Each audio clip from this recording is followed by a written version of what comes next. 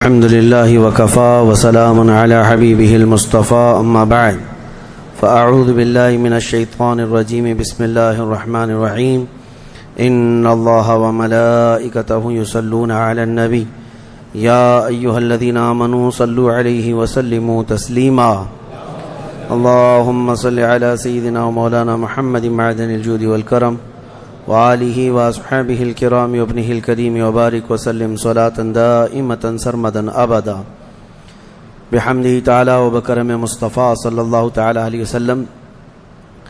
آج کی اس شب میں قرآن عظیم کے تقریباً 22 پارے مکمل ہو چکے ہیں۔ اللہ کریم بقیہ قرآن عظیم کو صحیح تجوید سے پڑھنے اور آپ کو سماعت کرنے کی توفیق عطا فرمائے۔ 22ویں پارے کے اخیر سے سورہ یاسین شریف کی شروعات ہوتی ہے، بس وہ 1.5 صفحہ باقی رہ گیا۔ انشاءاللہ العزیز یاسین مبارک کل مکمل تلاوت کی جائے گی۔ آج جیسے کہ آپ کو پتہ ہے میں 2 دن تک آپ کے ہاں غیر حاضر تھا، اور اس درمیان 17 رمضان المبارک گزری، جس میں اسلام کی ایک عظیم تاریخ وابستہ ہے۔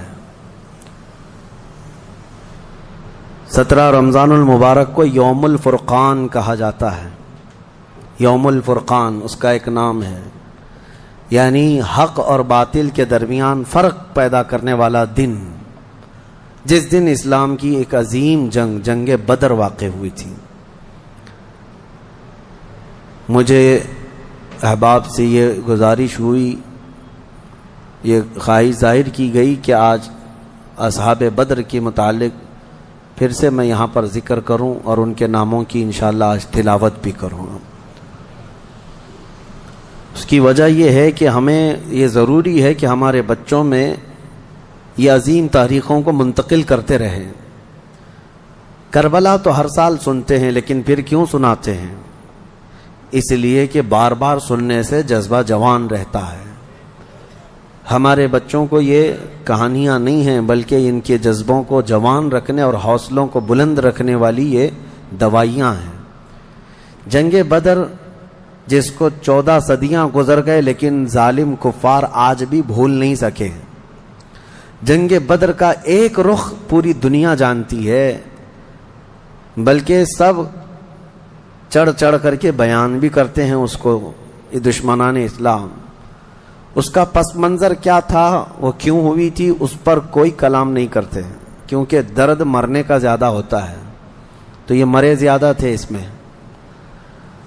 70 کافر مرے تھے اور 70 قیدی بن کر کے آئے تھے۔ پوری جنگ بدر میں ان کفار کو صرف یہی دکھتا ہے کہ 70 لوگوں کو مارا اور 70 کو پکڑ کر کے قیدی بنا لیا۔ پوری جنگ بدر میں یہی نظر آتا ہے۔ لیکن میرے عزیزو، اگر انصاف کی عینک رکھنے والا غور سے ان حالات کو پڑھے گا تو اس نتیجے کو پہنچے گا، اسلام میں یہ جتنی جنگیں ہوئی جس میں حضور پاک صلی اللہ تعالیٰ علیہ وسلم تشریف لے گئے، اکثر کا تعلق ڈیفنس سے ہے، یہ ڈیفینسیو رہی ہیں۔ اب میں آپ کو ایک چیز بتاتا ہوں، کیونکہ جنگ بدر کے احوال بتانے سے پہلے اس کا پس منظر بتانا ضروری ہے کہ کیوں ہوئی۔ اچھا، یہ بھی میں آپ کو کلیئر بتا دوں کہ یہ پہلی جنگ نہیں ہے، جیسے کہ مشہور ہے نا جنگ بدر، اس سے پہلے بھی چھوٹی چھوٹی جنگیں ہوئی ہیں، لیکن جو بڑی جنگ جس میں مقابلہ ہوا اور جس میں اللہ نے روشن فتح عطا کی، وہ بدر کی جنگ ہے، 17 رمضان المبارک 2 ہجری کو۔ انشاءاللہ میں سیرت کے درس میں عرض کروں گا، جنگ بدر سے پہلے بھی 6 جنگیں ہوئی ہیں تقریباً، جس میں کچھ صحابہ گئے تھے، کچھ میں حضور بھی گئے تھے، کچھ میں ہلکی پھلکی مڑ بھیڑ ہوئی اور کسی میں جنگ نہیں ہوئی۔ لیکن جو بڑی یعنی صف آرا ہو کر جنگ ہوئی تھی، وہ جنگ بدر یہی 17 رمضان المبارک والی، یہ پہلی ہے۔ جیسے کہ ایک بدر اولا بول کر کے ایک جنگ مشہور ہے، اور بدر ثانیہ اس کو کہتے ہیں، یہ 17 رمضان المبارک والی، میں اس کو انشاءاللہ سیرت کے بیان میں عرض کروں گا۔ آج اس پر ہم فوکس کرتے ہیں کہ کیوں ہوئی۔ 13 سال مکہ مکرمہ میں نبی پاک صلی اللہ تعالیٰ علیہ وسلم نے گزارے اعلان نبوت کے بعد۔ ویسے تو 53 سال آپ وہاں رہے، 13 سال اعلان نبوت کے بعد کیا کیا تکلیفیں نہیں اٹھائی۔ آپ نے سیرت کے درس میں بھی سنا ہوگا، اس رسول محترم صلی اللہ تعالی علیہ وسلم کو مارا بھی گیا، پیٹا بھی گیا، ان کے ساتھیوں کو طرح طرح کے عذابات دیے گئے۔ تاریخ آج محفوظ ہے، لیکن ظالموں کو یہ نظر نہیں آتا آتنک کون پھیلایا ہوا تھا۔ یہی کفار تھے، یہ مشرکین تھے، یہ دہشت گرد تھے۔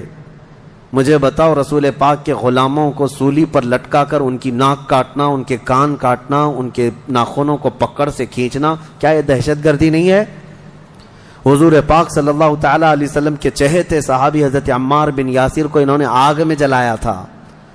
حضرت بلال حبشی کو تو روزانہ رسی پیر میں ڈال کر کھینچا جاتا تھا۔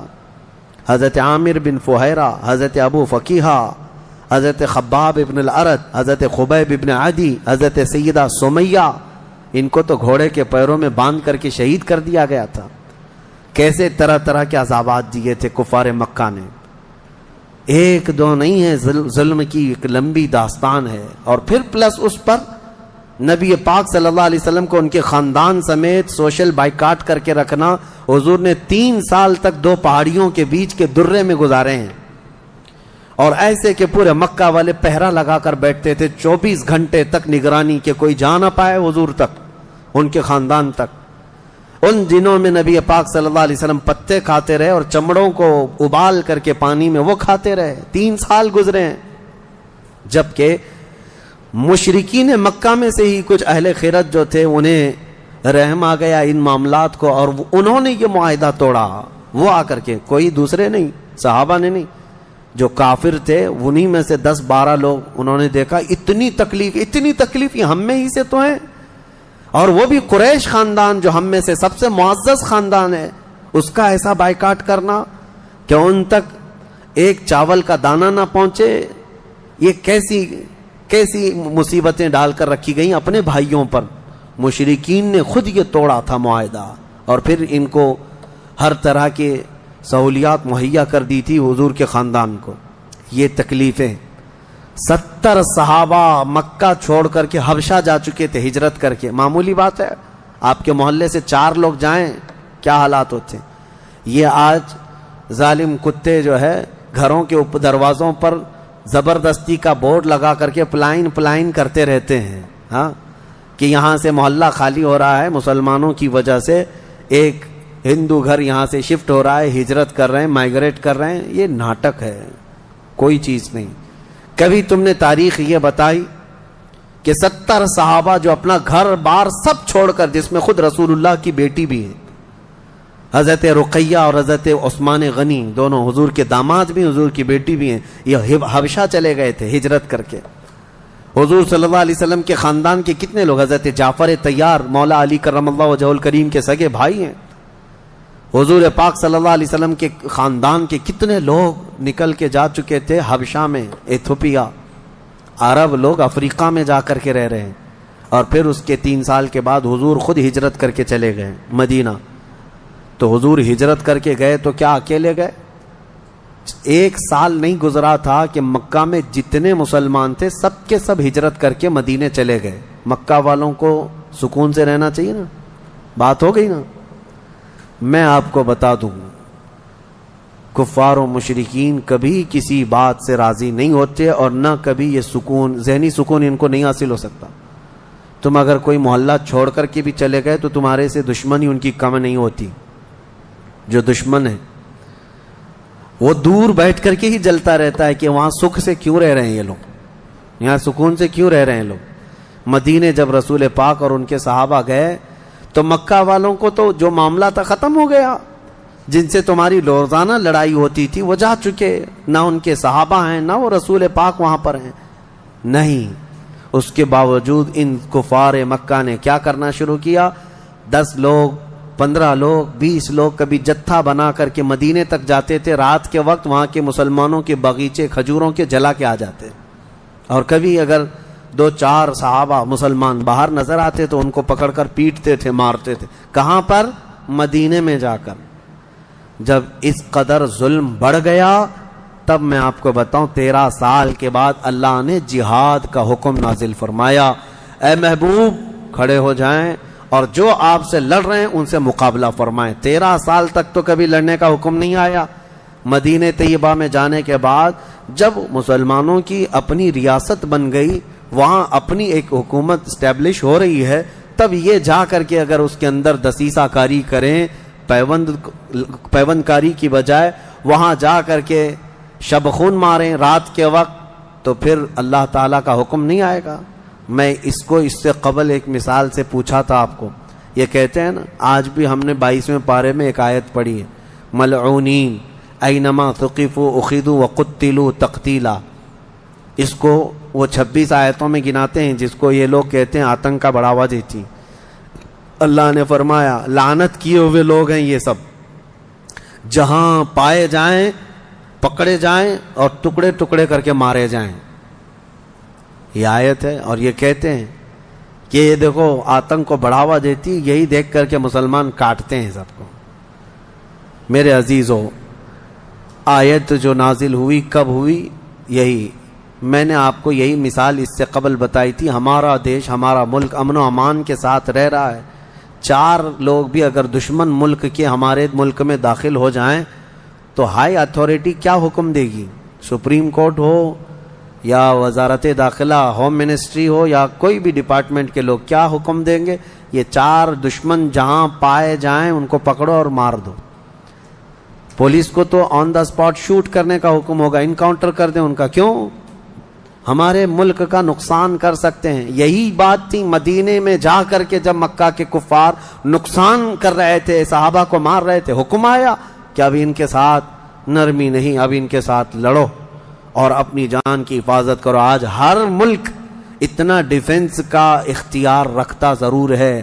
جاؤ گھس کر کے دکھاؤ کسی ملک میں, بغیر ویزے کے جائیں گے تو پکڑ کر کے مار ڈالیں گے, بارڈر کراس کرو تو شوٹ کر دیں گے, جبکہ چوری کرنے کی نیت نہ ہو تب بھی. لیکن اسلام جو مارنے آ رہے تھے ان کو مارنے کا حکم دیا. اب سنو بدر کیوں ہوئی تھی. مسئلہ یہ تھا, دوسری ہجری تھی, مکہ مکرمہ میں قافلہ تجارت کا قافلہ ملک شام جا رہا تھا.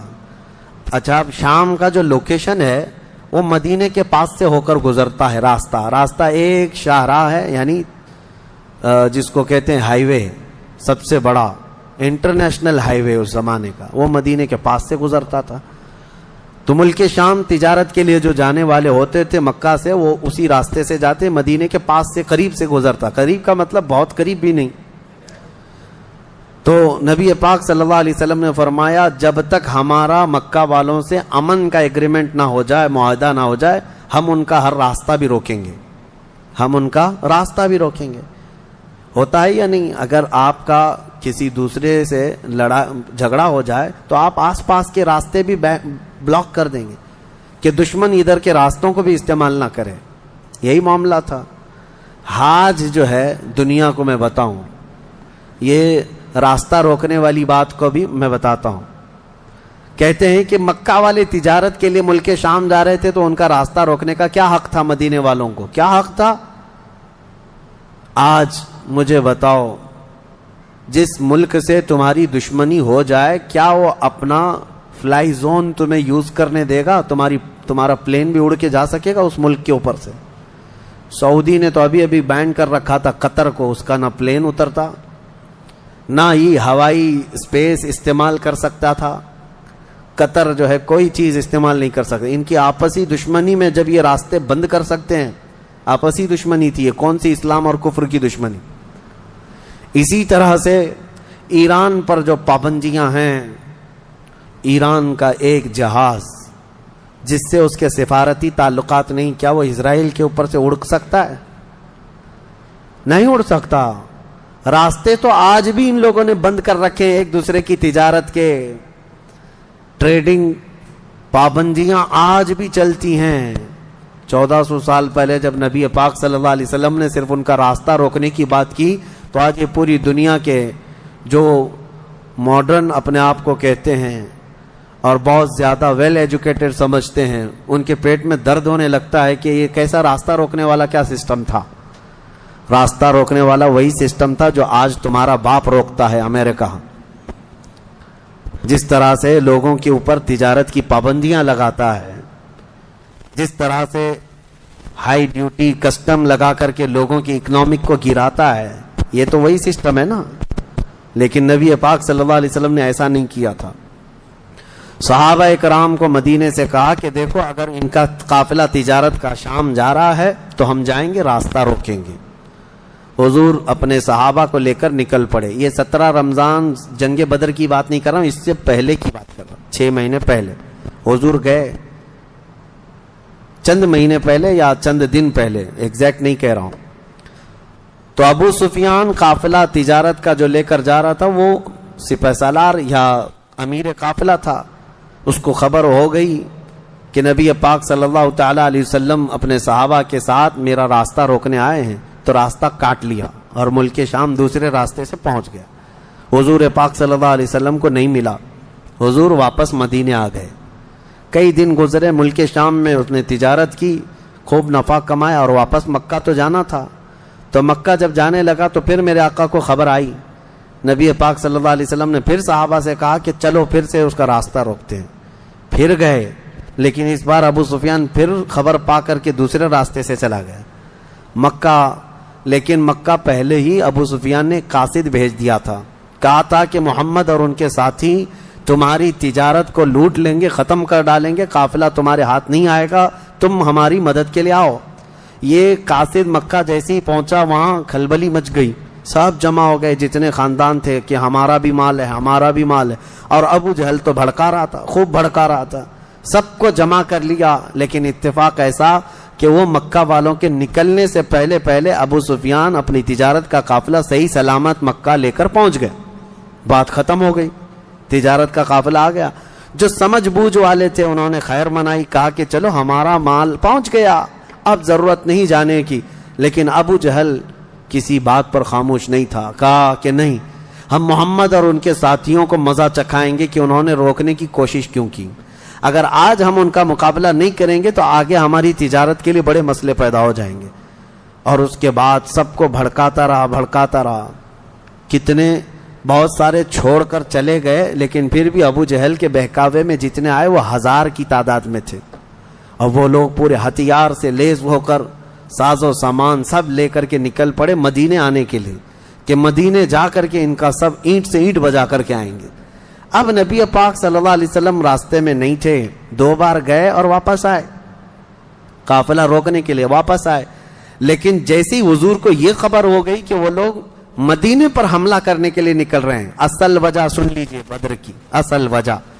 جب وہ لوگ 1000 کی تعداد میں مکہ سے نکل چکے تھے اور میرے آقا کو یہ خبر مل گئی، مخبر نے آ کر بتایا کہ جنگ کی تیاری سے مدینے کے اوپر حملہ آور ہونے کے لیے نکلے ہیں مکہ کے لوگ. اب نبی پاک صلی اللہ علیہ وسلم نے صحابہ سے فرمایا کہ ان کو مدینے پہنچنے مت دینا. اگر مدینے آ گئے تو مدینے کو توڑ پھوڑ کریں گے، شہر میں داخل ہوں گے، جنگ ہوگی تو کچھ نہ کچھ گھر ٹوٹیں گے، کسی کی آبادی اجڑے گی، کچھ نہ کچھ نقصان ہوگا. لہذا ہم خود مدینے سے باہر نکلتے ہیں. نبی پاک صلی اللہ علیہ وسلم اب اس ارادے سے اپنے صحابہ سمیت باہر نکلے. اس میں تعداد مختلف روایات کے مطابق 313 314 315 319 اور ایک میں 360 اصحاب بدر کی تعداد پہ الگ الگ روایات ہیں.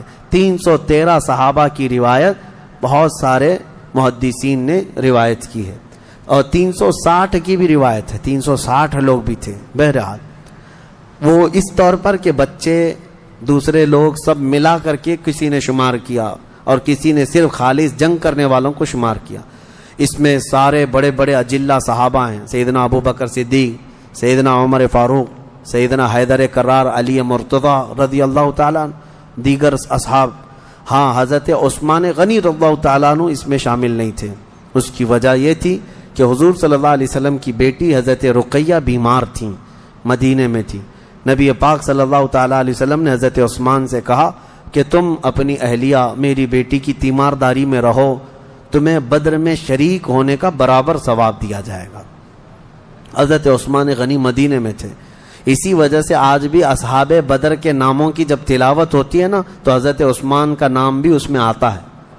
وہ اگرچہ جنگ میں گئے نہیں تھے لیکن اسماء بدر میں ان کا نام شامل ہے. آپ پڑھ کر کے دیکھنا یا سننا تو تو حضرت عثمان غنی کا بھی نام ہے، کیونکہ مال غنیمت جب تقسیم ہو رہا تھا تو حضور نے حضرت عثمان کو بھی اس میں سے حصہ دیا تھا۔ خیر، جب نبی پاک صلی اللہ تعالی علیہ وسلم یہ صحابہ کو لے کر نکلے، اب مدینے سے 160 کلومیٹر مکہ کی طرف کا یہ راستہ ہے بدر۔ بدر ایک علاقے کا نام ہے، وہاں ایک کنواں تھا جس کا نام بدر تھا، جس کی وجہ سے اس علاقے کا نام بدر پڑا۔ اب حالات دیکھیں کیسے آزمائش کے بڑھتے گئے۔ میں مختصراً انداز میں آپ کے سامنے رکھوں گا۔ یہ جنگ کا پس منظر تھا، حضور لڑنے کے لیے گئے نہیں تھے بلکہ ڈیفینس کے لیے، کہ مکہ والے نکل چکے تھے۔ اب مکہ والے آ کر جس جگہ پڑاؤ کیے وہ بھی بدر تھا، وہاں کنواں تھا، پانی تھا، اس کے لیے وہاں پر ان لوگوں نے بھی قیام کیا۔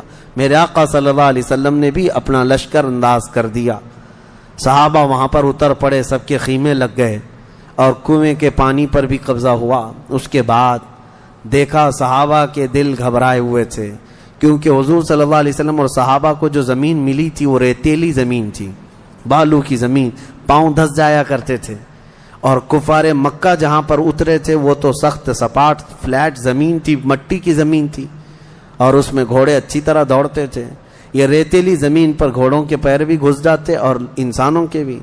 اچھا، یہ بات بھی میں بتا دوں، کل تعداد صحابہ اکرام رضوان اللہ تعالی علیہم اجمعین کے ساتھ 313 صحابہ میں صرف 4 گھوڑے تھے، 4 گھوڑے۔ یہ 4 گھوڑوں پر بیٹھ کر کے گئے ہیں، کون سوار ہوا ہوگا، کون پیدل چلا ہوگا؟ اور اونٹوں کی کچھ تعداد، اس کے علاوہ تلوار سب کے پاس نہیں، اور جس کے پاس ہے ان کی سبزیاں بھی کٹتی نہیں۔ ان حالات میں تو وہ گئے تھے۔ نبی پاک صلی اللہ تعالی علیہ وسلم کے ساتھ جب گئے، اب وہاں پر صحابہ اکرام کے دلوں کے اندر تھوڑی گھبراہٹ آنے لگی کہ ہم زمین اس طرح کی ہے، اور تعداد جب ان کی دیکھتے ہتھیار سے لیس، تو یہ عرض کرتے کہ کیا ہوگا۔ پہلی جنگ ہو رہی تھی نا، آمنا سامنا پہلی مرتبہ ہو رہا تھا۔ اب نبی پاک صلی اللہ تعالی علیہ وسلم سب صحابہ کو لے کر رات کو بیٹھتے ہیں۔ اب اس میں جو نبی پاک صلی اللہ تعالی علیہ وسلم کے سامنے صحابہ اکرام سے مشورہ ہو رہا تھا، اب وہ ایمان کی بات ہے۔ حضور نے صحابہ کی بات یہ سنی کہ جو مہاجرین تھے وہ یہ کہہ رہے تھے کہ انصار کا تو کچھ گیا نہیں، ہمارا گیا ہے، مکہ میں ہمارے مال لوٹے، ہماری جائیدادیں لوٹیں، انصار مدینے میں رہتے ہیں، مکہ کے کفار نے ان کا تو کچھ بگاڑا نہیں۔ ہو سکتا ہے کہ انصار جو ہے جنگ میں انٹرسٹ نہ لیں، ان کا کیا گیا ہے، یہ مہاجرین کی جنگ ہے، انصار جو ہے ہو سکتا ہے انٹرسٹ نہ لیں، وہ نہ آئیں، یہ ان کے دلوں میں بات تھی۔ حضور پاک صلی اللہ علیہ وسلم نے محسوس کر لیا، کیونکہ 69 انصار صحابہ اس کے اندر تھے، 69 بڑی تعداد ہوتی، 70 صحابہ تقریباً انصار تھے۔ اب دلوں میں جب یہ بات آئی مہاجرین کے کہ پتہ نہیں ہے لڑیں گے کہ نہیں لڑیں گے، کیونکہ ان کا تو کچھ گیا نہیں ہے نا، جیسے آج لوگ کہتے ہیں میرا تھوڑی نا اس سے کوئی مسئلہ ہے۔ تو پھر نبی پاک صلی اللہ علیہ وسلم نے رات کے وقت انصار صحابہ کو پہلے بلایا، سب بیٹھے ہوئے تھے، مشورہ کرنا تھا۔ سید الانصار حضرت سعد ابن معاذ رضی اللہ تعالیٰ عنہ انصار کے سردار تھے، بلایا اور پوچھا کہ تمہارا کیا مشورہ ہے، آپ کا کیا مشورہ ہے جنگ کے سلسلے میں۔ سنو، حضور پاک صلی اللہ تعالی علیہ وسلم کی بارگاہ میں حضرت سعد بن معاذ سب سے پہلا جواب کیا دیتے ہیں؟ کہتے ہیں یا رسول اللہ صلی اللہ علیہ وسلم، پورے انصار کی طرف سے تو میں ترجمانی کرنے کے لیے کھڑا ہوں، لیکن میرے آقا کیا ہم بھی کوئی پوچھے جانے کی چیز ہیں؟ آپ کے سلسلے میں ہم بھی کوئی پوچھے جانے کی چیز ہیں؟ اور حضرت سعد ابن معاذ کہتے ہیں قسم رب ذوالجلال کی، مدینے سے برق الغماد یمن تک بھی آپ جائیں، انصار کا ہر بچہ آپ کے قدموں کے ساتھ ہوگا۔ آپ تو صرف بدر تک آئے یا رسول اللہ، اگر ہمیں پیدل یمن تک بھی لے جاتے ہم آپ کے پیچھے جاتے۔ ان کے الفاظ میں سناؤں، ایمان تازہ ہو جاتا ہے۔ حضرت سعد ابن معاذ رضی اللہ تعالیٰ عنہ فرماتے ہیں یا رسول اللہ صلی اللہ علیہ وسلم، آج میں سارے انصار صحابہ کی طرف سے ترجمانی کرتے ہوئے، جس کو کہتے ہیں ریپریزنٹیٹیو، میں کھڑا ہوں، عرض کرتا ہوں میرے آقا اگر کسی کے ذہن میں یہ بات ہے تو وہ نکال دے کہ ہم صرف اپنے وطن میں رسول اللہ کی مدد کرتے ہیں، بلکہ اللہ کے نبی صلی اللہ تعالی علیہ وسلم جس کونے میں جائیں گے انصار کو وہاں حضور پائیں گے۔ اب حضور کی بارگاہ میں عرض کرتے ہیں آقا آپ کو کل اختیار ہے، آپ کو کل اختیار ہے۔ اب سنو حضرت سعد ابن معاذ کے یہ بدر کے میدان سے ایک دن پہلے کے الفاظ ہیں، ایک دن پہلے کے الفاظ ہیں۔ یا رسول اللہ صلی اللہ علیہ وسلم آپ کو کل اختیار ہے، جس کا رشتہ ملانا ہے ملا دیجیے آپ، اور جس کو توڑنا ہے آج ہی آپ فرما دیں، ہم ہمیشہ آخری سانس تک کے لیے توڑ دیں گے۔ اگر آپ فرما دیں کہ اس کی بیوی اس کے لیے حلال نہیں، اس کا بیٹا نہیں، یا رسول اللہ آخری سانس تک ہم اس سے رشتہ توڑ دیں گے۔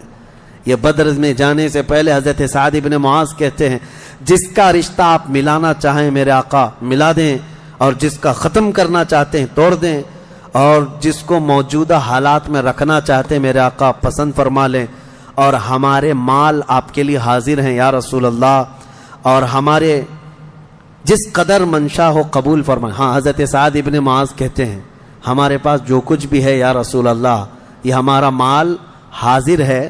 اب یہ دیکھو ادب کے الفاظ، حاضر ہے یا رسول اللہ، جتنا آپ کو چاہیے ہمارا پورا مال قبول کر لیں، اور جتنا چاہے چھوڑ دیں، اور قسم رب ذوالجلال کی جو آپ نے چھوڑ دیا وہ دنیا کی سب سے بری چیز ہے ہمارے لیے، جو آپ نے قبول کیا وہ ہمارے لیے سب سے عمدہ چیز ہے۔ یہ بدر کے میدان میں حضرت سعد ابن معاذ رضی اللہ تعالیٰ عنہ کی تقریر چل رہی ہے، اور اس کے بعد حضور پاک صلی اللہ تعالیٰ علیہ وسلم کی بارگاہ میں یہ کہتے ہیں یا رسول اللہ قسم اس رب ذوالجلال کی جس نے آپ کو سچی نبوت کے ساتھ بھیجا، اللہ کی قسم اگر آپ ہمیں حکم دیں سمندر کو چیر کر نکل جانا ہے، رب ذوالجلال کی قسم یا رسول اللہ انصار کا ہر بچہ سمندر میں کود پڑے گا۔ یہ بدر سے پہلے کی تقریر۔ اب ان کی تقریر سن کر حضور بڑے خوش ہوئے، میرے آقا صلی اللہ تعالیٰ علیہ وسلم نہایت ہی خوشی کا اظہار فرماتے ہیں، اور اس کے بعد پھر حضرت مقداد بن اسود ایک صحابی ہیں کھڑے ہوتے ہیں، پوچھا یا رسول اللہ صلی اللہ علیہ وسلم آپ صحابہ سے مشورہ لے رہے ہیں کس بات کا؟ کہا جنگ ہونا چاہیے نہیں ہونا چاہیے؟ حضرت مقداد بن اسود کہتے ہیں یا رسول اللہ ہم بنی اسرائیل نہیں ہیں جنہوں نے موسیٰ علیہ السلام سے کہا تھا اے موسیٰ آپ اور آپ کا خدا جائیے قوم جبارین سے لڑیے، ہم یہاں بیٹھ کے دیکھیں گے۔ نہیں یا رسول اللہ ہم امت محمدیہ ہیں، جہاں میرے آقا کا پسینہ گرے گا ہم سب کا خون کا قطرہ وہاں گرے گا، جب تک ہمارے جسم میں آخری قطرہ بھی خون کا باقی ہے ہم میں سے کوئی پلٹنے کا تصور بھی نہیں کرتا۔ یہ رسول پاک صلی اللہ علیہ وسلم کے چہیتے صحابہ کی تقریریں تھیں، سب کے جذبے جوان تھے، کوئی لوٹنا نہیں چاہتا کوئی پلٹنا نہیں چاہتا۔ اب صحابہ کو باہر کر کے حضور خیمے میں چلے گئے۔ اب سنو حضور پاک صلی اللہ تعالیٰ علیہ وسلم جیسی ہی خیمے میں گئے جہاں آج مسجد عریش بنی ہے، اس کو عریش کہا جاتا حضور کے خیمے کو، حضور سجدے میں گر گئے۔ سجدے میں گرنے کے بعد نبی پاک صلی اللہ تعالیٰ علیہ وسلم اتنا گریہ وزاری کر رہے تھے، اتنا رو رہے تھے سجدے میں حضور پاک صلی اللہ علیہ وسلم، اور جو صحابی ان کی خدمت میں کھڑے تھے وہ کہتے ہیں نبی پاک صلی اللہ تعالیٰ علیہ وسلم کی الفاظ میں سن رہا تھا ابتحالات کو، عرض یوں کر رہے تھے اے اللہ ایک چھوٹی سی فوج ایک چھوٹی سی جماعت تیرے دین کی نصرت کے لیے میدان میں اتری ہے، اے اللہ اگر اس جماعت کی تو کل مدد نہ کرے گا تو قیامت تک اس روئے زمین پر کوئی سجدہ کرنے والا نہیں آئے گا، اے اللہ قیامت تک کوئی تیری عبادت نہیں کر سکے گا۔ یہ محبوبانہ انداز ہے میرے آقا کا، یہ کوئی دھمکی نہیں اللہ کو، رب تعالیٰ کی بارگاہ میں گڑ گڑانا کہ مولا اگر ان کی مدد نہیں کرے گا تو پھر کون تیری عبادت کرے گا۔ اور اس کے بعد اچانک حضور صلی اللہ علیہ وسلم اٹھے سجدے سے، پیشانی چمک رہی تھی اور حضور مسکرا رہے تھے۔ دو صحابہ کھڑے تھے، کہا یا رسول اللہ صلی اللہ علیہ وسلم آپ اتنی گریہ وزاری کرتے کرتے بھی مسکرانے لگے۔ کہا میرے رب نے میری ڈھارس بندھا دی، مبارک ہو بشارت ہو، میں نے ابھی ابھی جبرائیل کو جنگی لباس پہن کر اترتے دیکھا ہے، جبرائیل امین آ گئے ہیں۔ وہ صحابہ دوڑے دوڑے گئے، باہر جا کر کہے مبارک ہو اللہ کے نبی کو مدد آ گئی ہے، ابھی رات کا حصہ گزرا نہیں تھا کہ بارش برسنے لگ گئی. میرے آقا نے فرمایا میرے صحابہ اللہ کی دوسری مدد آ گئی. صحابہ نے پوچھا یہ کیسے؟ کہا جاؤ میدان میں دیکھو، ریت کی زمین پر بارش ہوئی تھی تو ریت پوری جمع ہو گئی، مضبوط ہو گئی، اور کافروں کی زمین پر بارش برسی تو کیچڑ ہو گیا، ان کے پیر پھسلنے لگ گئے، ان کے گھوڑے بدکنے لگ گئے، اور صحابہ کے پیر ریت میں بالکل مضبوط جم کر رہ گئے. حضور نے فرمایا بارش بھی اللہ نے تمہاری مدد کے لیے نازل فرمائے. صبح اٹھتے ہیں، صبح ہوتی، حضور اکرم نہیں، رات کے وقت ہی، ابھی رات کا وقت ہے. صحابہ کے دل کی تسلی کے لیے میرے آقا اپنے ہاتھ میں ایک چھڑی لے کر جاتے ہیں میدان میں. صحابہ پیچھے پیچھے ہیں، لکیر کھینچا، حضور نے فرمایا کل یہاں ابو جہل گر کے مرے گا. دوسری لکیر کھینچا اور کہا یہاں عتبہ مرے گا. تیسری لکیر کھینچ کر کہا یہاں شیبہ مرے گا. یہ بڑے بڑے پہلوانوں کے نام حضور گنا رہے تھے. صحابہ دل ہی دل میں خوش ہو رہے تھے، ان کا یقین کامل اتنا تھا نبی نے جو فرما دیا وہ ہو کر رہے گا. رات کے وقت ہی صحابہ کو یہ معلوم تھا ان کفار کے کتنے وکٹ گرنے والے ہیں، کتنے پہلوان زمین بوس ہونے والے ہیں، کتنے موت کی گھاٹ پہنچنے والے ہیں. صحابہ کو یہ معلوم ہو گیا تھا اور دل چوڑے تھے، سینے کشادہ تھے. صبح ہوتی ہے، نبی پاک صلی اللہ تعالی علیہ وسلم ابھی اپنے خیمے میں تھے، عریش میں، میدان بدر کے خیمے میں تھے. ایک صحابی دوڑتے ہوئے آتے ہیں، آ کر کے بارگاہ مصطفیٰ میں عرض کرتے ہیں یا رسول اللہ صلی اللہ علیہ وسلم ہماری تعداد بڑھ گئی، ہماری تعداد بڑھ گئی. حضور پاک صلی اللہ علیہ وسلم سے وہ کہہ رہے ہیں پہلے کافروں کی تعداد اتنی زیادہ تھی، 1000 کی تعداد. صحابہ دیکھتے گھبرا جاتے، اور اس پر وہ کمینے کیا کر رہے تھے؟ رات بھر ناچ رہے تھے، گانے گا رہے تھے، کباب بھون رہے تھے اور نعرے لگا رہے تھے جیت ہماری، جیت ہماری، جیت ہماری، جیت ہماری. ان کے الفاظ تھے، اشعار گنگنا رہے تھے، اور رات بھر کھانا پینا، رقص سرور، ڈھول باجے سب چلتا رہا. اور ادھر صحابہ عبادت میں مصروف ہیں، اللہ کی بارگاہ میں گڑ گڑا رہے ہیں. اور صبح جب ہوئی تو ایک صحابی دوڑتے ہوئے آئے، کہا میرے آقا ہماری تعداد بڑھ گئی ہے، 313 نکلے تھے لیکن میدان میں اب بہت زیادہ ہو گئے ہیں ہم لوگ. حضور پاک صلی اللہ علیہ وسلم نے فرمایا میرے چہیتے جاؤ، وہ ہماری تعداد نہیں، اللہ کے ملائکہ آ چکے، اللہ کے فرشتے آ چکے تمہارے اس فوج کے اندر. صحابہ کہتے ہیں جب میدان میں ہم اترے، اب یہ 17 رمضان المبارک جمعہ کا دن تھا، یوم البدر، یوم الفرقان جس کو کہتے ہیں. میرے عزیزو، اسلام کی عظیم تاریخ پنہاں ہے، اس میں عظیم تاریخ پنہاں ہے. نبی پاک صلی اللہ تعالی علیہ وسلم کی طرف سے میدان بدر میں سب سے پہلے اترنے والے کون لوگ تھے؟ کون لوگ تھے؟ سب سے پہلے نبی پاک صلی اللہ تعالی علیہ وسلم کی طرف سے حضرت امیر حمزہ رضی اللہ تعالیٰ عنہ، دوسرے حضرت ابو عبیدہ بن جراح، تیسرے حیدر کرار شیر خدا، علی مرتضی رضی اللہ تعالیٰ عنہ. یہ تینوں حضرات اترے، اور ان کے مقابل میں جو کفار آئے تھے وہ اپنے اپنے وقت کے بڑے بڑے پہلوان تھے. بڑے بڑے پہلوانوں کو انہوں نے اتارا تھا میدان بدر میں. اور جب مقابلہ ہوا تو سب سے پہلا وار حضرت امیر حمزہ کا سامنے والے پر پڑا، وہ گاجر کی طرح کٹ کر گر گیا ایک ہی وار میں. حضرت ابو عبیدہ بن جراح زخمی ہوئے، سامنے والے سے تھوڑے زخمی ہوئے، پھر حضرت حمزہ نے وہ بھی محاذ سنبھالا اور ان کے مقابل کو بھی مار کر گرایا. ادھر حضرت علی کرم اللہ وجہہ الکریم کی عمر کم تھی، اس وقت ان کی عمر زیادہ نہیں تھی، 22 سال کی عمر یا 25 سال کے اس وقت کی عمر تھی حضرت علی کرم اللہ وجہہ الکریم کی. اس وقت حضرت علی جب آئے بالکل جوانی، یعنی 20-22 سال کی عمر، مولا علی کرم اللہ وجہہ الکریم نے اس سے جب مقابلہ کیا تو ذوالفقار حیدری نے ایسا ضرب لگایا کہ اس کی لوہے کی ٹوپی کاٹتے ہوئے 2 ٹکڑے ہو گئے. پہلی مرتبہ بدر کے میدان میں آواز آئی تھی سارے صحابہ کی اللہ اکبر. یہ نعرہ تکبیر تھا جو سب سے پہلے بلند ہوا. فرماتے ہیں اس آواز کی ہیبت ایسی تھی کہ کفار کے خیمے ہل گئے اور ان کی صفوں میں ہلچل مچ گئی، دہشت طاری ہو گئی. صحابہ کے اسی نعرے کو دیکھ کر علامہ اقبال نے شعر کہا تھا، یہ نکلے تھے مڑی ہوئی تلواریں لے کر، کٹی ہوئی اور زنگ آلود تلواریں لے کر جن سے سبزی نہیں کٹتی تھی، لیکن جب نعرہ لگائے تھے اللہ کی مدد ایسی آئی تھی کہ یہ سب زمین بوس ہو گئے دشمن. اقبال نے کہا تھا کفر دم توڑ دے گا ٹوٹی ہوئی شمشیر کے ساتھ، کفر دم توڑ دے گا ٹوٹی ہوئی شمشیر کے ساتھ گر تم نکلا جاؤ ایک بار نعرے تکبیر کے ساتھ. یہ انہی صحابہ کا نعرہ تھا جب انہوں نے پہلی مرتبہ بلند کیا. یہ لڑائی چلتی رہی شام تک. شام ہونے نہ پائی, دوپہر تک اس لڑائی کو پہلے ایک بعد دیگرے, اس کے بعد پھر گھماسان کی لڑائی ہوئی. لیکن کفار مکہ میں سے کچھ لوگ کہتے ہیں ہم تو بڑے حوصلوں سے آئے تھے لڑنے کے لیے, بڑے حوصلوں سے آئے تھے. جن کو یہ مدینے میں مکہ میں پکڑ کے مارتے تھے وہ آج ان کے مقابل میں تھے.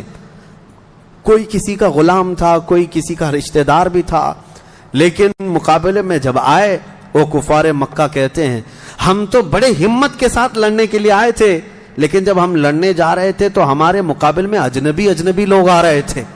اجنبی لوگ آ رہے تھے اور ان کی ہیبت ایسی طاری ہوتی کہ ہم نے ان کو نہ مکے میں کبھی دیکھا تھا نہ مدینے میں کبھی دیکھا تھا.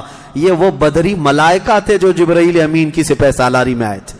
اب یہاں ایک بات میں بتانا چاہتا ہوں, ایک فرشتہ اتر جائے کافی ہے. آپ کو پتا ہے قوم شعیب جب نافرمانی کر رہی تھی تو اللہ تعالیٰ نے عذاب کیا بھیجا تھا؟ جبرائیل امین علیہ السلام کو اتارا تھا. انہوں نے ایک چیخ ماری تھی, چنگھاڑ, اور ان کی آواز کی ہیبت سے جتنے پہاڑوں میں تھے یہ قوم شعیب سب کے بھیجے کانوں سے نکل آئے تھے اور زمین پر گر کر مر گئے تھے. تو یہاں جبرائیل امین اکیلے آ جاتے, صرف آواز لگاتے, کسی کو تلوار اٹھانے کی بھی ضرورت نہیں, یہ 1000 پورے کیڑے مر جاتے. لیکن یہ وجہ کیا ہے؟ مفسرین نے فرمایا یقیناً ایک فرشتہ بھی مدد کے لیے کافی ہوتا, لیکن اللہ نے بدر کے میدان میں 5000 فرشتے اتارے. یہ عظمت مصطفیٰ کے لیے, یہ رسول اللہ کی عظمت کے لیے. کبھی کبھار تعداد جو ہے وہ شان بتانے کے لیے ہوتی ہے, عظمت بتانے کے لیے ہوتی ہے. ہاں ایک جھنڈا کافی ہوتا ہے, لیکن کبھی 10 جھنڈے لگاؤ تو اس کی عظمت بڑھ جاتی ہے. ہاں 2 باڈی گارڈ کافی ہوتے ہیں, لیکن 10 کھڑے ہو جائیں تو اس کی ہیبت اور طاری ہوتی ہے. یہ ایک انسانی ذہن بنا ہوا ہے. اللہ تبارک و تعالیٰ نے اپنے محبوب کی عظمت شان کی وجہ سے 5000 ملائکہ کو اتارا. اب یہ جنگ ہوتی رہی. اس میں صحابہ تو لکڑیوں سے جنگ کرتے رہے, سب تلواروں سے نہیں. کچھ صحابہ تو لکڑیوں سے جنگ لڑتے رہے اور لکڑیوں سے کئی کو مار کے گرایا, اور 70 جو ہے موت کے گھاٹ اتر گئے.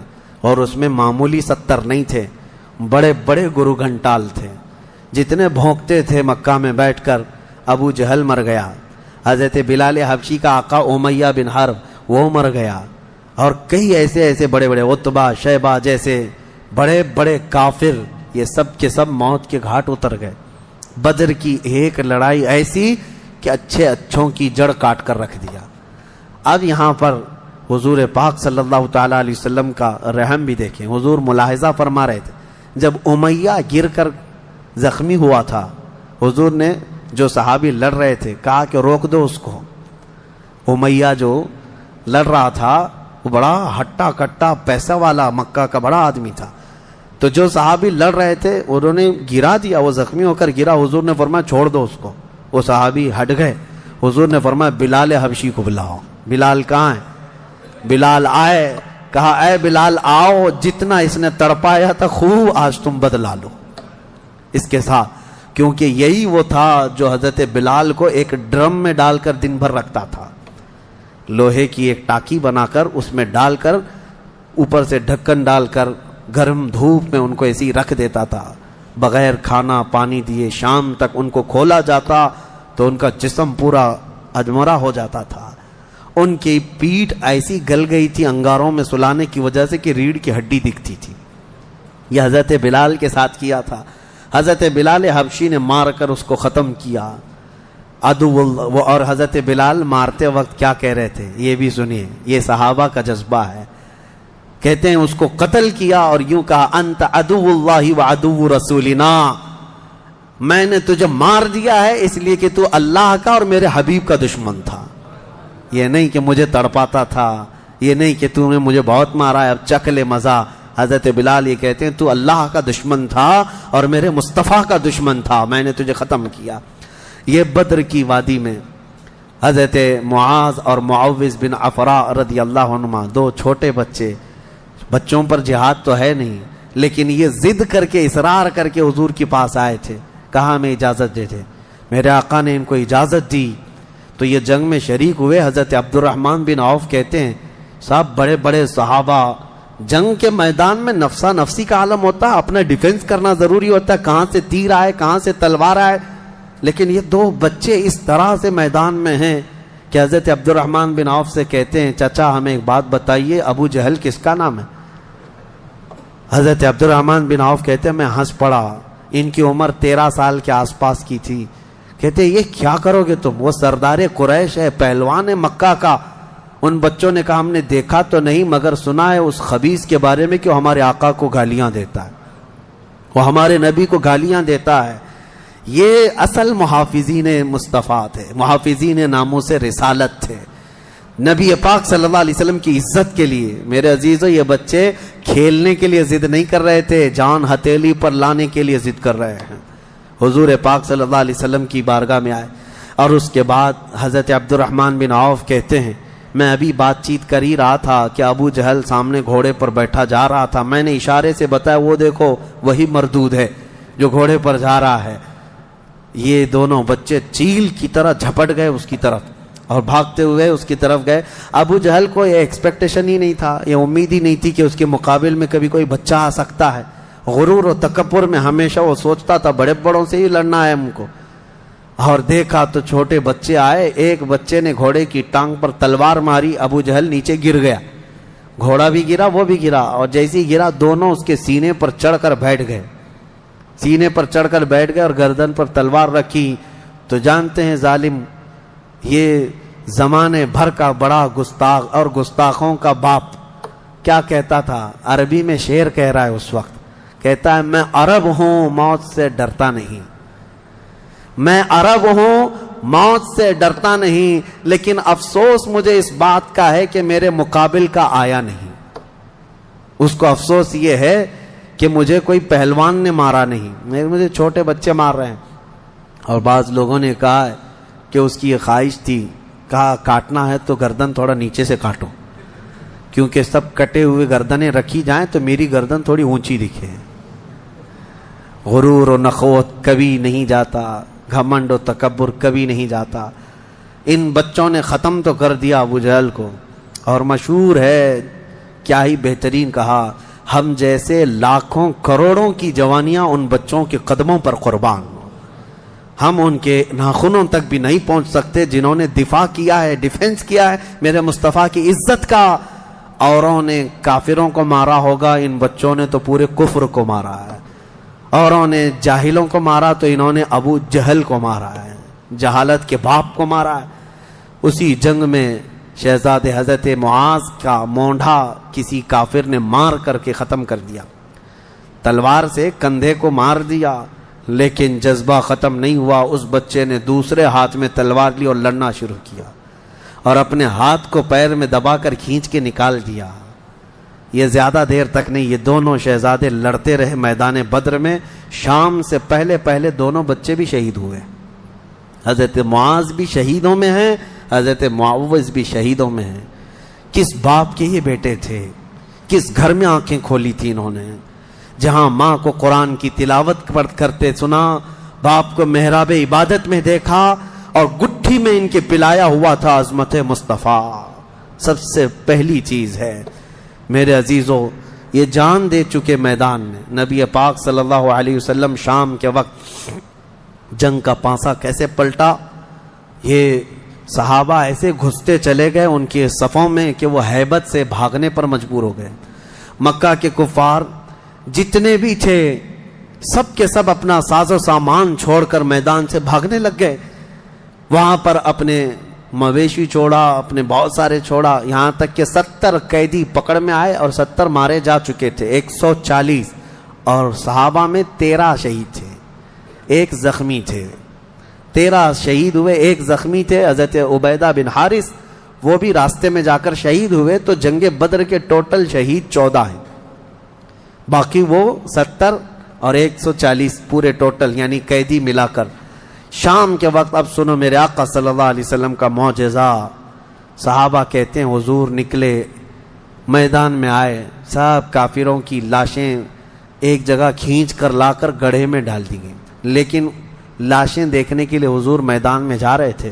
صحابہ کہتے ہیں قسم خدا کی ہم نے دیکھا حضور نے جس کے لیے جو دائرہ کھینچا تھا وہ کافر وہیں گر کے مرا تھا, ایک بال بھی باہر نہیں تھا.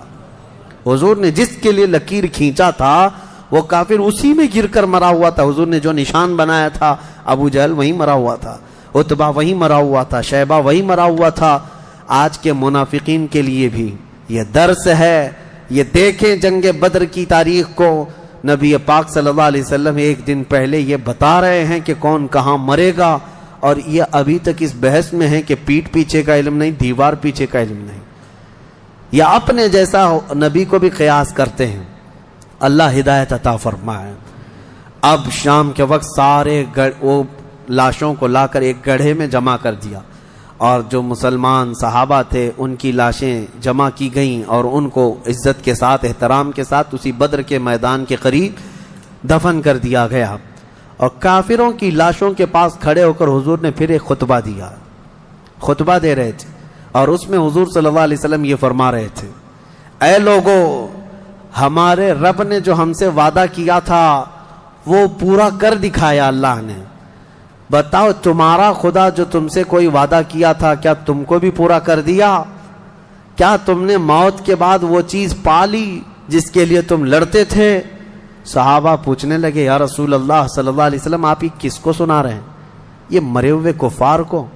حضور نے فرمایا یہ تم سے بھی زیادہ سنتے ہیں, مرنے کے بعد وہ تم سے بھی زیادہ سنتے ہیں. اسی لیے حضور پاک صلی اللہ علیہ وسلم نے فرمایا کہ مردہ لوگوں کی باتیں تو چھوڑیں, چلنے والوں کے پیر کے چپل کے نیچے جو آواز آتی ہے وہ بھی مردہ سنتا ہے, اس کے کان بڑھ جاتے ہیں. اب مجھے بتاؤ میرے عزیزو, بدر میں مارے گئے ہوئے غلیظ قسم کے کافر جب باتیں سن سکتے ہیں تو اللہ کے اولیاء اپنی قبروں میں کیوں نہیں سنتے؟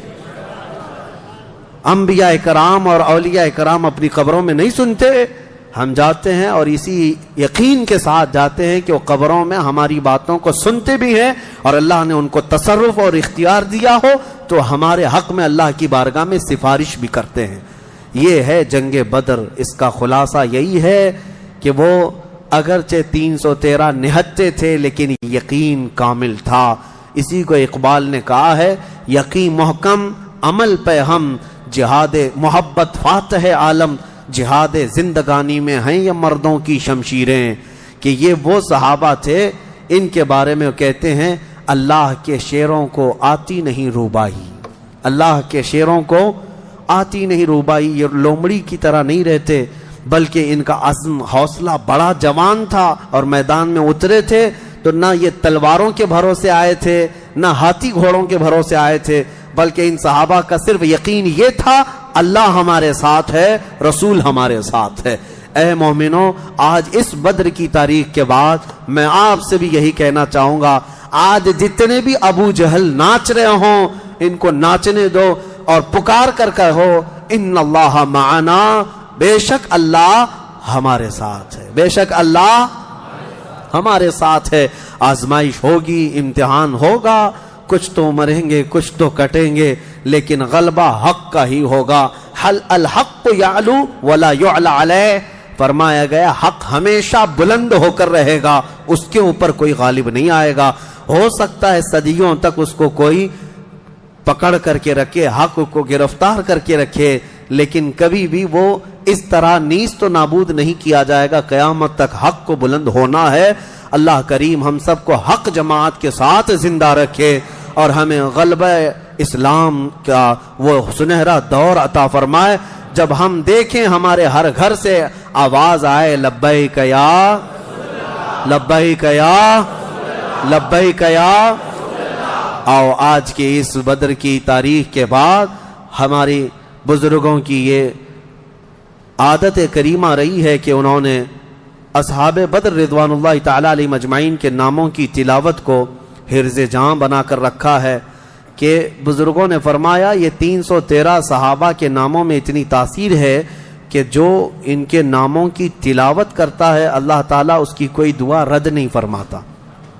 کئی حکایتیں حضرت دوانی رحمۃ اللہ علیہ, حضرت دارانی رحمۃ اللہ علیہ, انہوں نے کئی حکایتیں نقل فرمائی ہیں.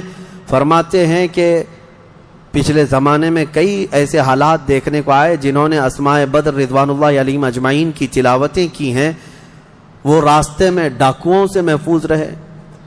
ایک صاحب تھے، وہ تجارت پر جا رہے تھے اور بیچ راستے میں سمندر میں ڈاکوؤں کی کشتیاں آئیں اس کی تجارت کے قافلے کو لوٹنے کے لیے، اور یہ اپنی کشتی میں اسماء بدر یعنی بدری صحابہ کے نام اپنے پاس رکھا اور تلاوت کرتا رہا۔ رات کے وقت کئی جگہ سے ڈاکوؤں نے حملہ کیا تو یہ اکیلا تھا۔ کہتا ہے میرے پیچھے سے اچانک ایک فوج آئی اور پھر وہ اچانک ان ڈاکوؤں سے لڑنے لگی، اتنا لڑی کہ وہ سب ڈاکوؤں کو مار کر ختم کیا، پورا پانی خون سے لال لال تھا۔ میں پڑھ کر کے دیکھا کہ یہ کون ہے، مدد کے لیے آئے ہیں۔ پلٹ کر کے میں نے پوچھا، آئی ہوئی جماعت نے کہا جن کے ناموں کی تو تلاوت کر رہا ہے ہم وہی اصحاب بدر ہے، رسول اللہ صلی اللہ تعالی علیہ وسلم کے ساتھی ہیں، اللہ نے ہمیں تصرف دیا ہے۔ میرے عزیزو، آج بھی وہ صحابہ جو شہید ہیں ان کے متعلق قرآن کیا کہتا ہے؟ مردہ مت سوچو بھی مت، کہنا تو دور کی بات ہے، اللہ نے فرمایا وہ زندہ ہیں، تمہیں اس کا شعور نہیں۔ آج میں ان کے ناموں کی تلاوت کرتا ہوں، ہر نام پر آپ رضی اللہ عنہ کہیں، کیا اللہ ان سے راضی ہو، اور اس نیت سے کہ ہماری جو بھی پریشانیاں ہیں، مصیبتیں ہیں، بیماریاں ہیں، اللہ تعالیٰ سب دور فرمائے، دفع فرمائے، اور بیماریوں میں اللہ ہمیں شفا عطا فرمائے۔ الى شرف النبی الاکرم محمد المصطفیٰ صلی اللہ علیہ وسلم وآلہ واصحابہ واولیاء ملتہ وجميع المسلمین والمسلمات الکرام الفاتحہ۔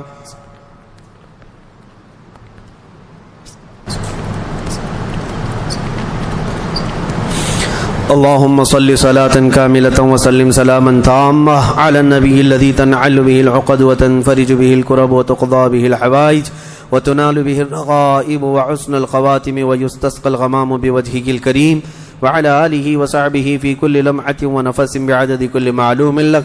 اللهم إني أتوسل إليك وأسألك يا الله بنبينا وسيدنا ومولانا محمد صلى الله عليه وسلم وسيدنا أبي بكر رضي الله عنه وسيدنا عمر رضي الله عنه وسيدنا عثمان وسيدنا علي وسيدنا طلحة وسيدنا الزبير وسيدنا عبد الرحمن وسيدنا سعد بن أبي وقاص وسيدنا سعيد بن زيد وسيدنا أبي عبيدة بن الجراح رضي الله عنهم والأخنس والأرقم وأنسة وإياس وأنيس وإياس وأنس وأبي وأسعد وأوس وبلال رضي الله عنهم وبجير وبحاث والبراء وبشير وبشر وتميم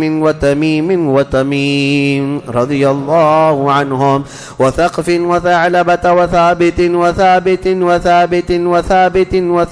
وثعلبة وثعلبا رضي الله عنهم وجبر وجابر وجبير وجابر وجبار وعمزة وعاتب والحسين والعارث والعارث والعارث والعارث والعارث والعارث والعارث والعارث والعارث وعارثة والعارث وعرين والعباب وعبيب وحرام وحمزة رضي الله عنهم وبخالد وخباب وخنيس وخريم وخولي وخواد وخداش وخراش وخارجة وخلاد وخالد وخليد وخليفة وخبيب وذي الشمالين وذكوان وربيعة وربعي ورفاعة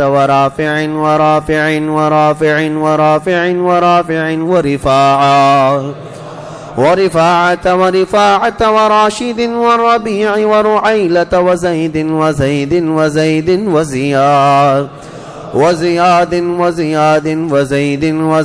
والسائب وسالم وصبرة وسنان وسهيل وسويبة وسعد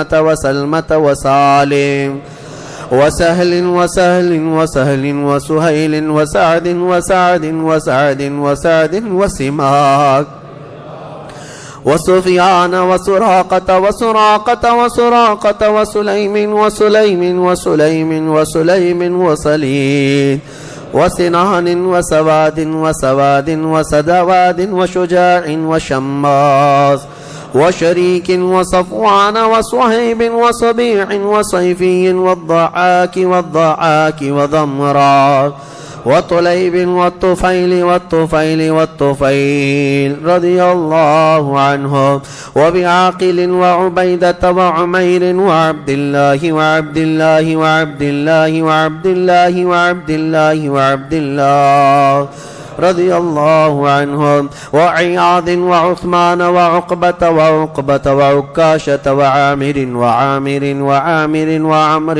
وعمر وعمر وعمر وعمر وعامر وعمارة وعويم وعباد وعبيد وعبيد وعبيد وعبد الرحمن وعبد الله وعبد الله وعبد الله وعبد الله وعبد الله وعاصم وعاصم وعاصم وعوف وعوف وعمير وعمير وعمير وعمارة وعمارة وعبيد وعبد ربة وعبدة وعبد الله وعبد الله وعمر وعمر وعمر وعمر وعمر وعمر وعامر وعامر وعامر وعامر وعائذ وعاصم وعصما وعصيمة وعبس وعباد وعبادة وعبد الله وعبد الله وعبد الله وعبد الله وعبد الله وعبد الله وعبد الله وعبد الله وعبد الله وعبد الله وعبد الله وعبد الله وعبد الله والعجلان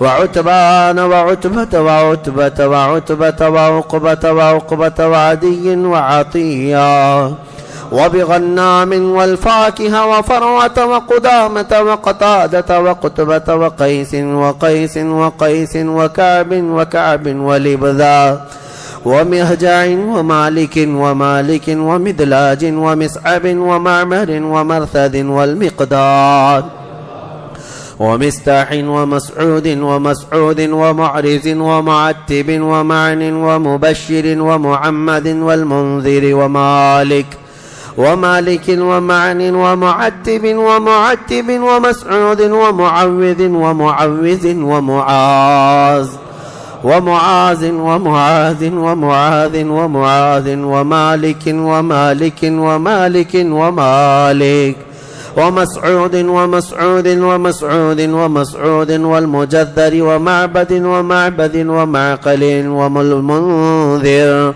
ومحرر ومليل ونضر والنعمان والنعمان والنعمان والنعمان والنعمان والنعمان ونعيمان ونوفل وبواقد ووهب ووهب ووديعة وودقة وهانئ وهبيل وهلال ويزيد ويزيد ويزيد ويزيد ويزيد ويزيد وابي سنان وابي مرثد وابي مخجي وابي كبشا وابي سلمة وابي صبرة وابي حذيفة وابي عقيل وابي الهيثم وابي مليل وابي لبابا وابي حنة وابي حبة وابي ضياع وابي شيخ وابي دجانة وابي طلحة وابي الأعور وابي أيوب وابي حبيب وابي قيس وابي خلاد وابي خارجة وابي صرمة وابي خزيمة وابي قتادة وابي داود وابي صليط وابي حسن وابي اليسر وابي مسعود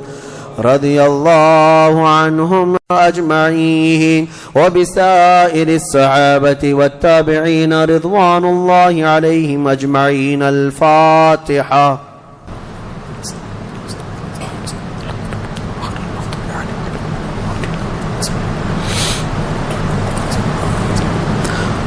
وصلى الله تعالى على خير خلق محمد وآله وأصحابه أجمعين. اللهم إنا نتوسل إليك باسمك العظيم وبجاه نبيك الكريم ووليك العظيم أن تكفر عنا الذنوب وتستر العيوب وتحسن الأخلاق وتوسع الأرزاق وتشفي الأسقام وتعافي الآلام، وأن تدفع عنا وعن أهل بلدنا وبيتنا هذا السم الناقع والداء القامع والوباء القاطع، إنك مجيب سامع، وأن تصرف عنا الطاعون والبلاء وتعصمنا من إنزال قهرك والوباء، وتحتجبنا بنورك من شر عدونا وشر الملعون ومن شر الوباء والطاعون. اللهم لا تؤاخذنا بسوء أفعالنا ولا تهلكنا بخطايانا. اللهم إنا نسألك أن تعيذنا من عذاب القبر وتؤمننا من الفزع الأكبر وتنجينا عن دار البوار وتسكننا الفردوس من دار القرار، بحق سيدنا ومولانا محمد وآله الأبرار وأصحابه الأخيار. يا الله يا رحمن يا رحيم يا عنان يا منان يا ذا الجلال والإكرام يا بديع السماوات والأرض يا حي يا قيوم. الہ العالمین ہماری اس محفل پاک کو شرف قبولیت عطا فرما۔ اے کریم خدا ارحم الراحمین، جو کچھ کہا پڑھا سنا سب کو اپنی بارگاہ میں قبول فرما۔ اے اللہ، ایک مکمل ختم قرآن میری جانب سے اور جو یہاں پر تلاوتیں ہوئی ان سب کا ثواب تیرے حبیب پاک کی بارگاہ میں نظر قبول فرما۔ نبی پاک صلی اللہ تعالی علیہ وسلم کے صدقے و توسل تمام انبیاء کرام علیہم السلام، خلفائے راشدین، صحابہ کرام، صحابیات، ازواج مطہرات، بنات طیبہ، شہداء کرام، صالحین، ائمہ مجتہدین، جملہ اولیاء کرام، تمام مومنین، مومنات، مسلمین، مسلمات کی روحوں کو نظر کیا قبول فرما۔ خصوصاً بالخصوص شہداء بدر، اصحاب بدر، اصحاب احد، اصحاب خندق، اصحاب کربلا رضوان اللہ علیہم اجمعین کی بارگاہوں میں نظر مولا قبول فرما۔ ہم میں یہاں جتنے حاضر ہیں مولا، ہمارے خاندانوں میں، ہمارے والدین میں جو انتقال کر چکے ان کی روحوں کو اس کا ثواب پہنچا دے۔ اے کریم خدا ارحم الراحمین، ہم سب پر تو سکینہ نازل فرما۔ اے اللہ، ہم سب پر تو اطمینان اور قلب سرور و قلب عطا فرما۔ اے کریم خدا، ہمیں گناہوں سے نفرت پیدا فرما۔ اے اللہ، ہماری آنکھوں کو حیا عطا کر دے، ہماری زبان کو طہارت عطا فرما، ہمارے دل کو وسوسوں سے بچا لے۔ اے اللہ، شیطان کی شرارتوں، نفس امارہ کے بہکاووں سے ہماری حفاظت فرما۔ ہم میں جو بیمار ہیں انہیں شفا دے دے۔ اے اللہ، ہمیں ذلت والی بیماریوں سے آخری سانس تک محفوظ فرما۔ کینسر اور ایڈز جیسی بیماریوں سے مولا ہم سب کی حفاظت فرما۔ تجھے اصحاب بدر کا صدقہ مولا، تجھ کو راضی کرنے والے صحابہ کا واسطہ مولا، ہم سب کو گناہوں کی بیماری سے شفا عطا کر۔ اے اللہ، ہم سب کو جادو، سحر، سفلی، علوی، ہر طرح کی مکر و فریب سے محفوظ فرما۔ اے اللہ، دشمنوں کی شرارتوں سے بچا لے، فتنوں کے فتنے سے بچا لے، حاسدین اور جلنے والوں کے جلن سے ہماری حفاظت فرما۔ اے کریم خدا، اس ماہ مبارک میں تجھ سے گڑ گڑا کر بہت مومنین مانگ رہے ہیں، ان کی تو عطا کر دے۔ اے اللہ، ان کی مانگوں کو پوری فرما دے۔ اے اللہ، تیرے حبیب پاک کی امت ترکی میں، شام میں، عراق میں، یمن میں، فلسطین میں، برما میں، افغان میں پریشان حال مولا، یہ رمضان ان کے لیے کشادگی والا بنا دے۔ اے اللہ، ان کے لیے امن و امان پیدا فرما۔ اے کریم خدا ارحم الراحمین، ان سب کو تو خیر و عافیت عطا کر دے۔ اے اللہ، اسلام و سنیت کا بول بالا فرما، کفر و شرک کا منہ کالا فرما، دشمنان رسول کو ہلاک و برباد فرما، تیرے حبیب پاک کے دشمنوں کو خاکستر فرما دے، رہتی دنیا تک ان کو عبرت کا نشان بنا دے۔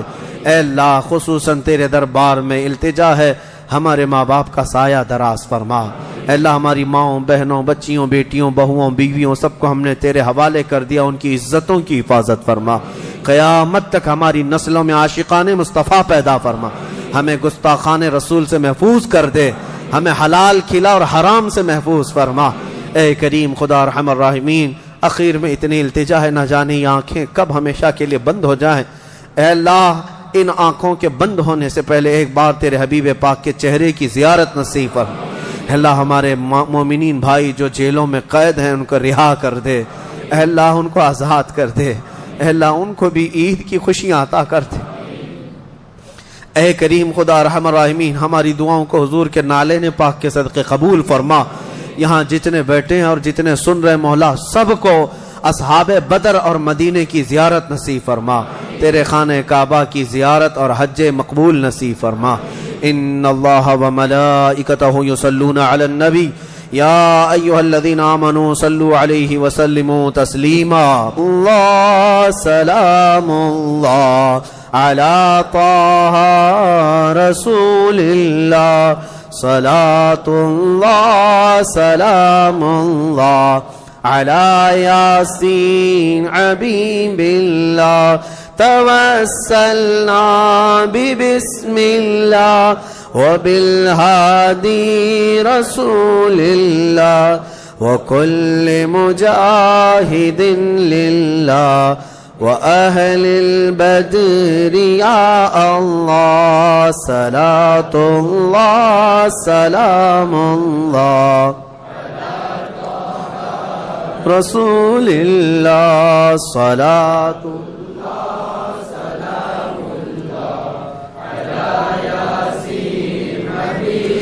إلهي سلم الأمة من الآفات والنقمة ومن هم ومن غمة بأهل البدر يا الله صلاة الله سلام الله على طه رسول الله صلاة الله سلام الله على ياسين إلهي نجنا واكشف جميع أذية واصرف مكائد العدا والطوف بأهل البدر يا الله إلهي نفس الكربا عن العاصين والعطبا وكل بلية ووبا بأهل البدر يا الله صلاة الله سلام الله على طه رسول الله صلاة الله سلام الله فكم من حمية حصلت وكم من ذلة فصلت وكم من نعمة وصلت بأهل البدر يا الله وكم أغنيت ذا العسر وكم أوليت ذا الفقر وكم عافيت ذا الوزر بأهل البدر يا الله صلاة الله سلام الله على طه رسول الله صلاة الله سلام الله لقد ضاقت على القلب جميع الأرض مع رحبي فأنج من البلاء الصعب بأهل البدر يا الله أتينا طالب الرفد وجل الخير والسعد فوسع منحة الأيدي بأهل البدر يا الله صلاة الله سلام الله صلاة الله سلام الله وإن تردد فمن نأتي لنيل جميع حاجاتي أيا جال الملمات بأهل البدر يا الله فلا تردد مع الخيبة بل اجعلنا على الطيبة أيا ذا العز والهيبة بأهل البدر يا الله صلاة الله سلام الله رسول اللہ صلاۃ اللہ سلام اللہ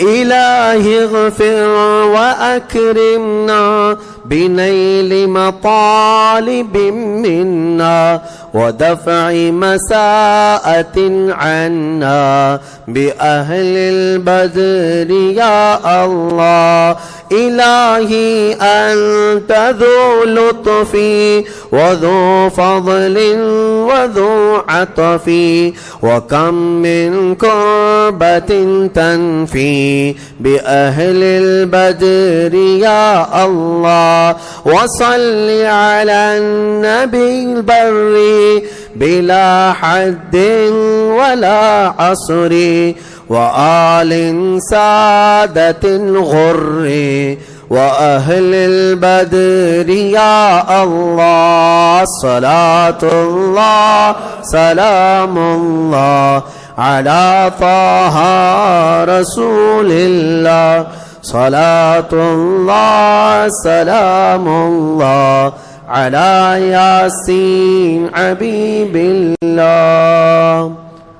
یا الہی رحم فرما مصطفیٰ کے واسطے، یا رسول اللہ کرم کیجئے خدا کے واسطے، مشکلیں حل کر شہ مشکل کشا کے واسطے، کربلائیں رد شہید کربلا کے واسطے، سید سجاد کے صدقے میں ساجد رکھ ہمیں، علم حق دے باقر علم خدا کے واسطے، صدق صادق کا تصدق صادق الاسلام کر، بے غضب راضی ہو کاظم اور رضا کے واسطے، بیر معروف و سری معروف دے بے خود سری، جند حق میں گن جنے دے با صفا کے واسطے، بیر شبلی شیر حق دنیا کے کتوں سے بچا، ایک کا رکھ عبد واحد بے ریا کے واسطے، بل فرح کا صدقہ کر غم کو فرح دے حسن و سعد، بل حسن اور بو سعید سعد ازا کے واسطے، قادری کر قادری رکھ قادریوں میں اٹھا، قدر عبد القادر قدرت نما کے واسطے، احسن اللہ لہو رزقن سے دے رزق حسن، بندہ رزاق تاج الاصفیاء کے واسطے، نصر بی صالح کا صدقہ صالح و منصور رکھ، دے حیات دی معی جان فضا کے واسطے، طور عرفان و علو و حمد و حسنہ و بہا، دے علی موسیٰ حسن احمد بہا کے واسطے، بہر ابراہیم ہم پر نار غم گلزار کر، بھیک دے داتا بھکاری بادشاہ کے واسطے، خانہ دل کو زیادہ روئے ایمان کو جمال، شہزیہ مولا جمال الاولیاء کے واسطے، دین و دنیا کی ہمیں برکات دے برکات سے، عشق حق دے عشق یہ عشق انتما کے واسطے، حب اہل بیت دے آل محمد کے لیے، کر شہید عشق حمزہ پیشوا کے واسطے، دل کو اچھا تن کو ستھرا جان کو پر نور کر، اچھے پیارے شمس دین بدر العلا کے واسطے، دو جہاں میں خادم آل رسول اللہ کر، حضرت آل رسول مقتدی کے واسطے، دے محمد کے لیے روزی کر احمد کے لیے، خان فضل اللہ سے حصہ گدا کے واسطے، دین و دنیا کی ہمیں برکات دے برکات سے، عشق حق دے عشق یہ عشق انتما کے واسطے، حب اہل بیت دے آل محمد کے لیے، کر شہید عشق حمزہ پیشوا کے واسطے، دل کو اچھا تن کو ستھرا جان کو پر نور کر، اچھے پیارے شمس دین بدر العلا کے واسطے، دو جہاں میں خادم آل رسول اللہ کر، حضرت آل رسول مقتدی کے واسطے، نور جان و نور ایمان نور قبر و حشر دے، بل حسین احمد نوری لقا کے واسطے، کر عطا احمد رضائے احمد مرسل ہمیں، میرے مولا سیدی احمد رضا کے واسطے، حامد محمود حماد احمد کر مجھے، میرے آقا سیدی حامد رضا کے واسطے، سایہ جملہ مشائخ یا خدا ہم پر رہے، رحم فرما آل رحمہ مصطفیٰ کے واسطے، یا خدا اختر رضا کو چرخ پر اسلام کے، رکھ درخشاں ہر گھڑی اپنی رضا کے واسطے، صدقہ ان آیاں کا دے چھے عین عز و علم و عمل، عفو عرفاں عافیت ہم سب گدا کے واسطے، ان اللہ و ملائکتہ یصلون علی النبی یا ایہا الذین آمنوا صلوا علیہ وسلموا تسلیما، اللهم صل على سيدنا محمد معدن الجود والكرم وآله وأصحابه الكرام وابنه الكريم وبارك وسلم، دعواهم فيها سبحانك اللهم وتحيتهم فيها سلام، وآخر دعواهم أن الحمد لله رب العالمين۔ جب دمیں واپسی ہو یا اللہ، جب دمیں واپسی ہو یا اللہ، لب پہ جاری ہو بس لا الہ الا اللہ محمد رسول۔